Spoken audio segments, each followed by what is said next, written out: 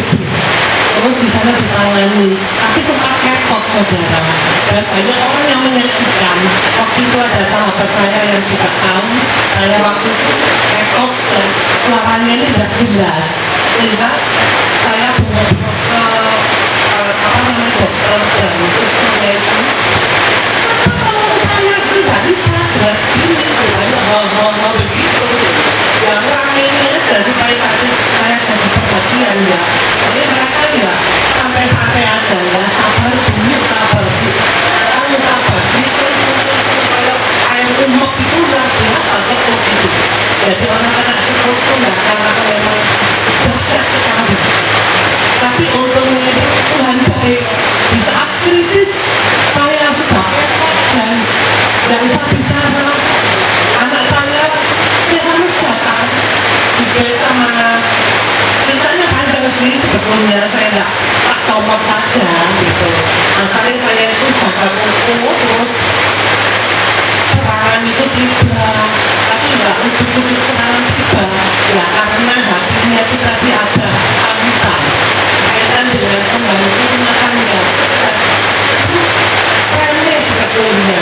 Dan kita anak Tuhan mengampuni, ada dua buah roh kan, kita berusaha mengampuni, tetapi yang namanya ibu tidak bisa terima itu, jadi tetap serangannya tetapi tekanan udara 220/100, makanya dokternya tinggi sehingga saya tidak boleh pulang waktu itu dan ditahan, dan saya yang marah-marah ya, saya tidak mau bawa saya pulang sampai pulang dan dokter nggak bisa, ibu harus tinggal, harus ingat di sini soalnya ibu perlu MRI, perlu CT scan, ibu ini parah juga gitu.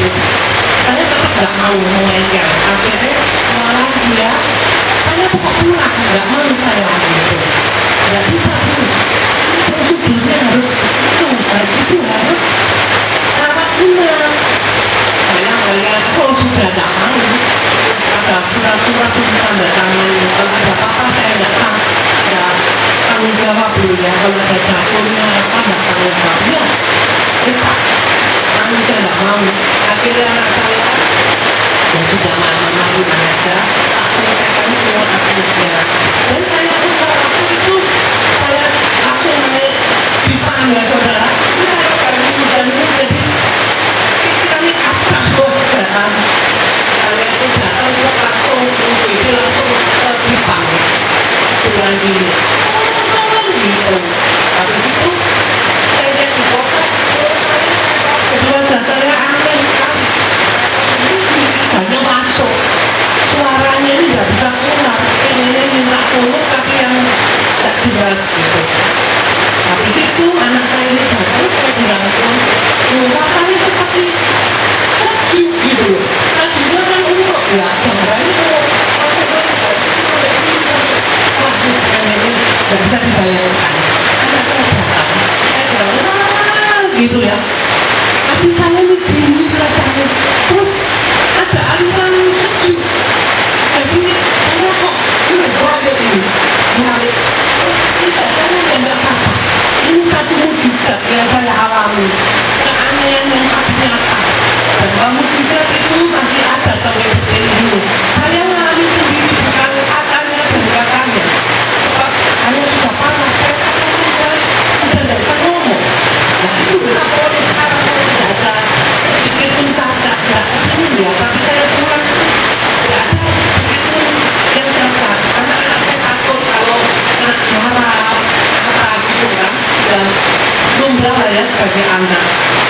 Tapi saya tidak merasakan apa-apa, sudah seperti gitu, seperti mimpi, seperti suara gelap-gelap ini nggak ada suaranya, tahu-tahu sembuh nggak apa-apa.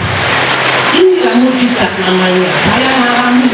Dan suami saya dulu sering mengalami, saya melihat suami saya dulu bukan saat dengan seiman dengan kita, tapi dia terus dikasih mujizat dengan saya lihat sendiri, tapi saya bukan pelakunya, jadi mungkin aja nggak pakai anu ya, sekarang saya diri yang mengalami, saya tahu bahwa ini bukan karya manusia, ini karyanya Tuhan yang luar biasa. Ayo tepuk tangan untuk Tuhan kita.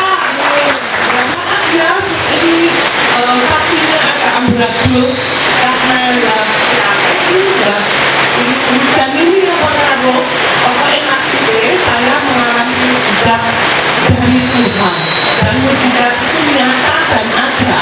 Jadi untuk kalian yang sakit atau apa, jangan khawatir, Tuhan ada